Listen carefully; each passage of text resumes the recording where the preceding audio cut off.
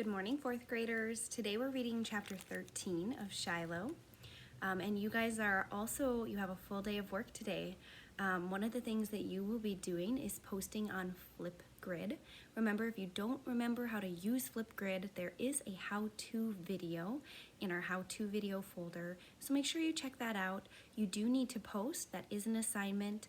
In the past, it hasn't been something that's required, but this time it is. And then you need to respond to at least 2 of your friends.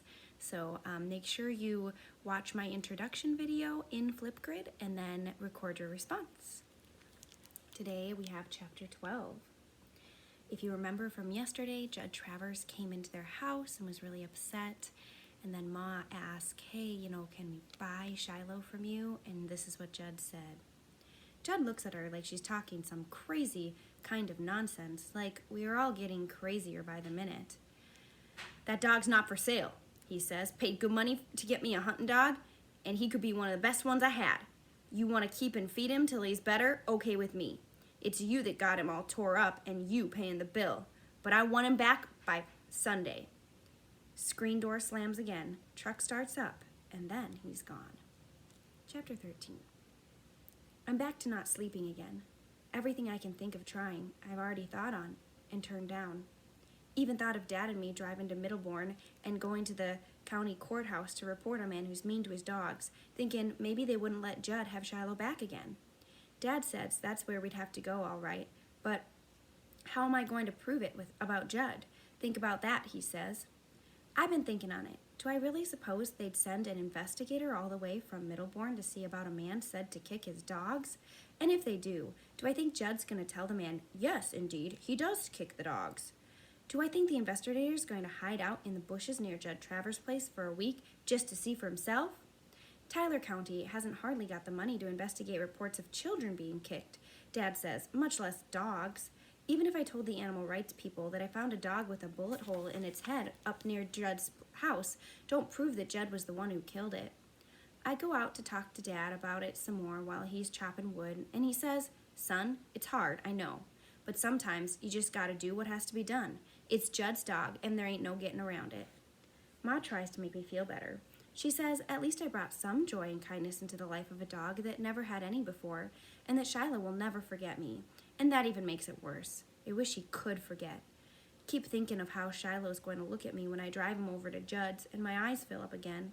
Becky, she's been crying too. She and Dara Lynn. The one good thing about it now is that the whole family loves Shiloh, and we can talk about him out loud. And there's not one thing we can do. 3 more days, and we have to give him up. I walked down to Friendly on Friday to talk with David Howard. David feels almost as bad as I do. I hardly finished telling him about Shiloh, and he's got tears in his eyes already. David Howard's 30 pounds heavier and bigger than me. He still don't care who sees him cry. I've been thinking, David, I say. You got relatives in Ohio, don't ya? He nods. You think any of them would take Shiloh? Could you call him up and ask, could they drive down here tomorrow and take him with them? And then I'll tell Jed we let Shiloh out one day and he never come back. More lies. But David's shaking his head already. It's only Uncle Clyde and Aunt Pat, and she's allergic to dogs. They had one once and had to give him up. On the way back home, I'm thinking about someplace really good I could hide that dog. The old grist mill, maybe, up by the bridge. The door's padlocked, but it don't take much to get in, because the top of the building's open where some of the roof's blown away. I bet I could hide Shiloh there for 10 years, and he'd never make a sound. But what kind of life is that? Couldn't never take him anywhere except after dark.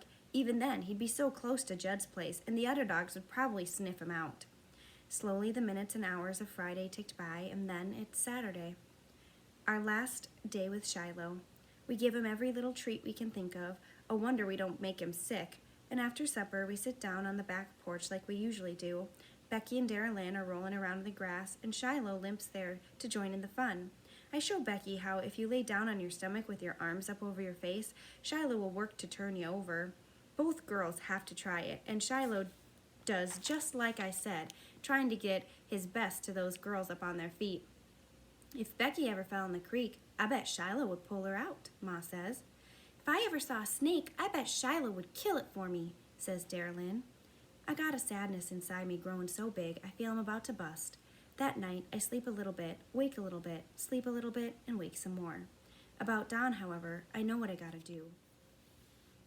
I get up as quiet as can be. Soon as Shiloh hears me, of course, he's out of his box. Shh, Shiloh, I say, my fingers to my lips. He watches me a moment, then crawls back in his box, good as ever. I dress, pull on my sneakers, take me a slice of bread from the loaf on the counter and a peach off the tree in the yard, and then I take the shortcut through the east woods towards Judd Travers. It's the only thing I left to do.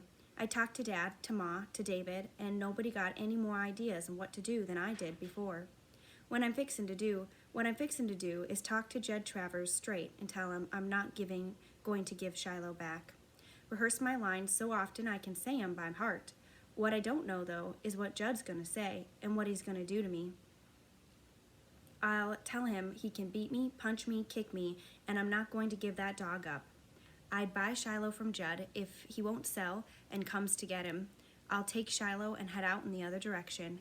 Any way he can get his dog back is to take me to court, and then I'll tell the judge how Judd mistreats his animals. Halfway through the woods, I'm thinking that what I'm about to do could get my dad in a whole lot of trouble. Around here, it's serious business when you get in a quarrel with your neighbor, and you gotta carry it as far as the law. Folks ain't that fond of Judd, and most of them like my dad, but when it comes to taking a man's property, I figure they'll side with Judd. I'm not making life one bit easier for my parents or Dara Lynn or Becky, but I just can't give up Shiloh without a fight. Will he shoot me? That thought crossed my mind, too. Some kids got shot down in Mingo County once. Easy as pie for Judd Travers to put a bullet hole in my head, so he didn't see me. He didn't see me. I got my feet pointed towards Judge Travers' place, though, and I ain't about to turn back. Still, so early in the morning, the mist is rising out of the ground, and when I come to a stretch of field, it looks like the grass is steaming. Sky's light, but the sun hasn't shown itself yet. You live in the hill country, it takes a while for the sun to rise. Gotta scale the mountains first. I'm practicing being quiet. What I hope is to get to Judd's house before he's wide awake, taken by surprise. He sees me coming half-mile off without Shiloh. He's likely to figure what I got to say and have his answer ready. I want to be sitting there on his porch the moment he gets out of bed. A rabbit goes lickety-split in front of me and then disappears. I went out hunting with Dad once, and he said that when you first scare up a rabbit, it hops a short way, and then it stops and looks back. That's when you gotta freeze. Can't move nothing but your eyeballs, Dad says. What you have to look for is that shiny black dot in the rabbit's eye. If you look for the whole rabbit, you almost never see him because he blends into the scenery. So I don't move a muscle, and I look for that shiny black dot, and there it is. I wonder what's going on inside the rabbit, if its heart is pounding fierce. No way it could tell if I wasn't going to do it harm. So I go back into the second stretch of wood, heading for that second field. I'm just about to come out of the trees when I stop dead still again, for right there, in the meadow, is a deer, a young doe. She's munching on something, and every so often she stops, looks up, and then goes on eating again. Hardest thing in the world for me to see how anybody could shoot an animal like that. Then I think of a couple winters ago. We hardly had any meat on our table, and I guess I can see how a father with 3 kids would shoot a deer. How I never had the thought. Hope I never have to, though. I'm just about to step out into the meadow when crack! It's the sound of a rifle. It splits the air and echoes back against the hill. The doe takes out across the meadow, heading for the woods. Its front legs rear up and then its back as it leaps, its tail a flash of white. Crack! The rifle sounds again, and this time the deer goes down. I can't move. One part of me wants to go to the deer, and the other part knows that somebody out here with a rifle shooting deer out of season. And before I can decide whether to go on or turn back, out of the woods on the other side steps Judd Travers, rifle in hand.